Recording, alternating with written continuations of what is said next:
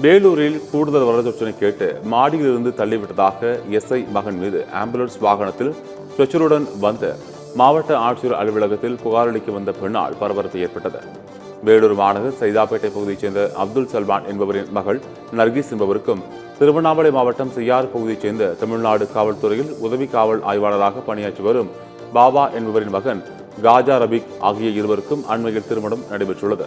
இந்நிலையில் கூடுதல் வரதட்சணை கேட்டு கடந்த மாதம் 3ஆம் தேதி பெற்றோரின் தூண்டுதலின் பெயரில் கணவர் காஜா ரபிக் தன்னை மாடியிலிருந்து கீழே தள்ளி கொலை செய்ய முயன்றதாக, இதனால் தனது இடுப்பு, வலது, இடது கால்களில் எலும்பு முறிவு ஏற்பட்டு தீவிர சிகிச்சை எடுத்து வருவதாகவும், ஏற்கனவே தனது கணவர் மீது உரிய நடவடிக்கை எடுக்க கோரி அந்த பெண் வேலூர் ஆட்சியர் அலுவலகத்தில் ஆம்புலன்ஸ் வாகனத்தில் வந்து புகார் மனு கொடுத்தார்.